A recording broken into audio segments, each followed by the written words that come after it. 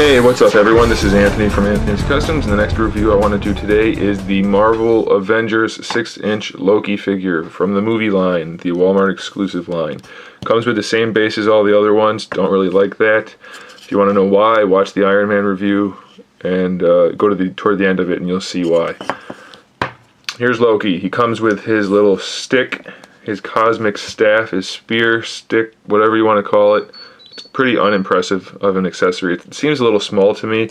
Maybe that's the size it was in the movie, but it seems a little small, and it's just kind of chintzy looking. It's not terrible. It does have the blue paint on it and the silver paint. It's not as cool as it could have been.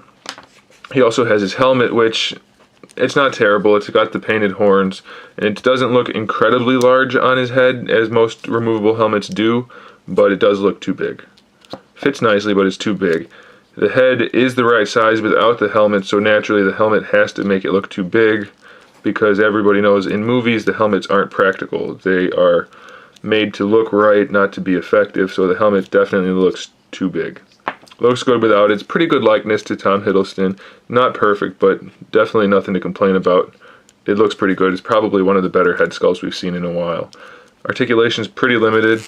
It's on a standard ball joint, so almost no motion forward and backward, pretty much just side to side. You can get a little bit of expression out of him by cocking the head from side to side too, so it's pretty good there. The cape is removable. I don't care for that, and it wouldn't be terrible. It pegs in there, which is alright. It pegs in well enough, but it doesn't sit perfectly on the shoulders. It's not quite long enough, and it's not quite sculpted to have a tight enough curve. It's not bad. I'm just saying it's not perfect. It is kind of stiff rubber. It's not the best, but it's not bad. The sculpt is good though, for sure. Okay, his shirt part is separately sculpted. It is the softer material, just like the cape. It's not hard plastic, but it's not as soft as it could be, but either way, it should be just fine. There's a decent amount of paint work on him, and the sculpt work is solid as well, so that's nice. He also has this little skirt thingy, which is a separate piece, and it is the soft plastic as well. A little bit of green paint on there. Looks pretty good. His shoulder articulation, same as every other Marvel Legends type figure. Ball disc, no problem there. Bicep swivel, and he's got this little cup over here that hides the shoulder joints, so that's really nice. Double jointed elbows, and then he has wrist rotation, which is pretty limited due to his gauntlet piece right there, but it does have the swivel. This is kind of a closed fist hand, or open fist hand, for holding the staff, and this is more of a pointing hand or a conjuring hand or whatever you want to call it, or a staff holding hand if you have him holding the staff like that. Okay, the sculpt on his torso is pretty good. He's pretty skinny though, which is probably just so you can fit the cape over, or I mean the shirt part over it, and he looks right like that. When you go like this, he looks really skinny, but it's okay, it's not bad. Sculpted well, painted fairly well, good amount of paint in there as well.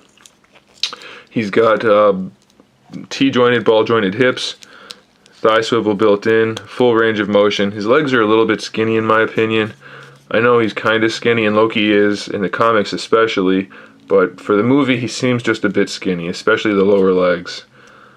He's got these nice glossy painted boots, which look really, really good. Sculpt is good. He's got the knee armor there on his double jointed knees. His ankles have the disc hinge in there, and then they rotate the same way as the other Marvel Legends and the new Captain America figure. I don't care for it, but it's not bad. Like I said, his legs are kind of skinny, but they still look pretty good overall. Throw the cape on there.